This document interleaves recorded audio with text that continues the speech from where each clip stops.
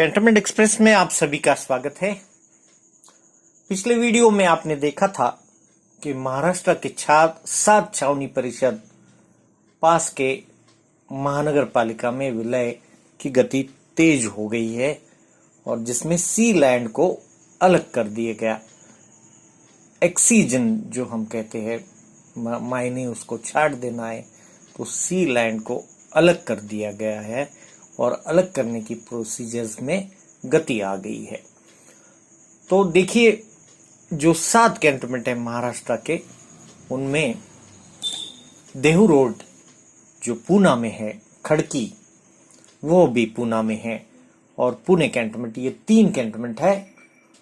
और चौथा कैंटोनमेंट औरंगाबाद, अहमदनगर और देवलाली जो नासिक में है, और 7वां कैंटोनमेंट जो है नागपुर में है, कामठी कैंटोनमेंट।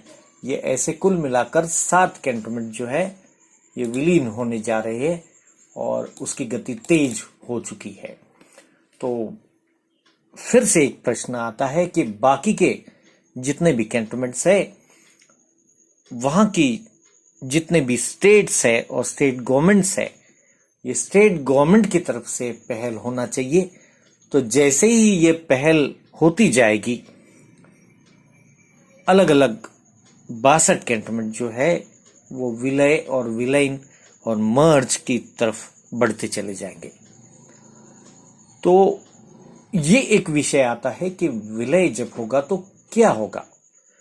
विलय होते वक्त कैंटोनमेंट की जो जमीनें हैं, जो A1 लैंड है, B3 लैंड है, B4 लैंड है, सी लैंड है, जो सी लैंड हम जो सिविल एरियाज कहते हैं, उसका क्या होगा, और ओल्ड ग्रैंड बंगलोज का क्या होगा, एग्रीकल्चर जो लैंड है, जो जमीनें दी गई थी एग्रीकल्चर के लिए, उसका क्या होगा।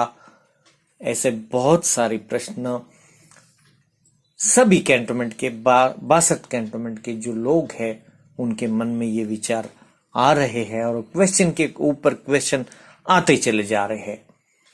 और हमने कहा है कि छावनी के रहवासियों ने क्या करना चाहिए। तो बताइए क्या करना चाहिए। नहीं सूझ रहा है।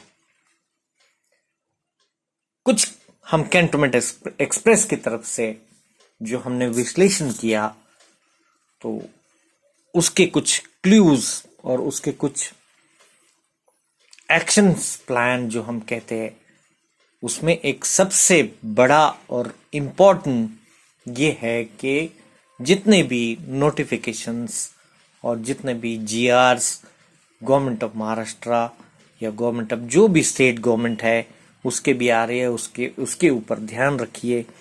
दूसरा, पार्लियामेंट और पार्लियामेंट में क्या होने जा रहा है उस पर भी ध्यान रखिए।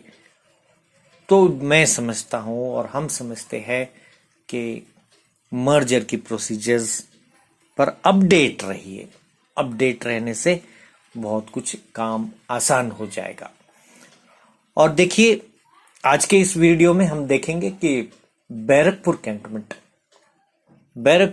कैंटोनमेंट ये बंगाल में आता है, वेस्ट बंगाल में। और ये बैरकपुर कैंटोनमेंट ये सबसे पुराना कैंटोनमेंट था ब्रिटिश पीरियड में, और वहां से लेके आज तक बैरकपुर कैंटोनमेंट को हम कभी भी ये कहेंगे कि ये सबसे पुराना कैंटोनमेंट है। तो आज के इस वीडियो में हम देखेंगे कि बैरकपुर कैंटोनमेंट के विषय में।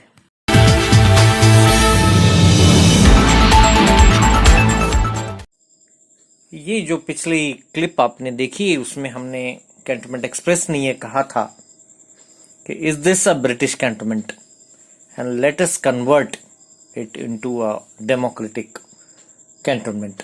ये क्लिप थी हमारी। अब चलिए यहां चलते हैं कि बैरकपुर छावनी ये भारत देश की सबसे पुरानी ऐसी कैंटोनमेंट है। बैरकपुर ये कोलकाता के उत्तरी क्षेत्र में स्थित है और जो पश्चिम बंगाल में है। पश्चिम बंगाल में सबसे पहला विद्रोह 1824 में बैरकपुर से ही ब्रिटिश के खिलाफ विद्रोह हुआ इस विद्रोह का नेतृत्व सिपाही बिंदी तिवारी ने किया था। यहां पर कुल मिलाकर 2 ऐसे विद्रोह थे। जो विद्रोह में 47 बंगाल इन्फेंट्री ने प्रथम एंग्लो बर्मा युद्ध में बर्मा के लिए सामाजिक वर्जित काला पानी सहित विभिन्न कारणों से समुद्र पार करने के लिए नावों पर चढ़ने से इनकार कर दिया। नतीजा, ब्रिटिश मानवयुक्त तोपखाने ने उस पर गोलियाबारी कर उन्हें मिटा दिया। तो ये तो रहा 1824 का पहला विद्रोह। और 1857 में बैरकपुर की एक दूसरा विद्रोह हुआ। इस विद्रोह में जाने माने क्रांतिकारी मंगल पांडे जी उसका विद्रोह का नेतृत्व किया और ब्रिटिश कमांडर पर हमला किया और उसके बाद कोर्ट मार्शल किया गया और वहां से और बैरकपुर कैंटोनमेंट से ये आजादी की लड़ाई का ये पहला ऐसा विद्रोह ब्रिटिश शासन के विरुद्ध हुआ।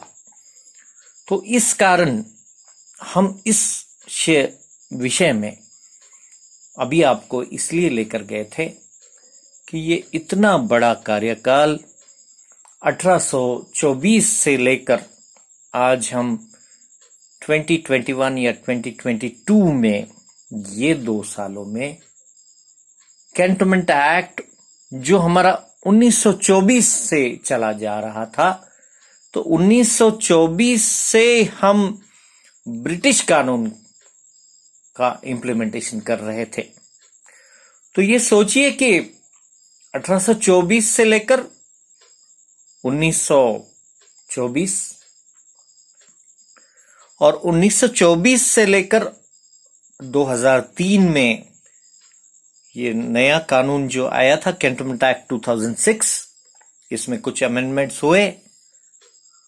तो देखने का इतना बड़ा कार्यकाल गया है और यहाँ पर जो ब्रिटिश कानून के ये जो कैंटोनमेंट एक्ट था इसमें फुल हम ये समझते हैं कि बदलाव हो गया। और इस बदलाव को लेकर ये जो बदलाव हुआ है ये हम ये समझते हैं कि सिर्फ और सिर्फ ये जो प्रेजेंट सरकार है अपनी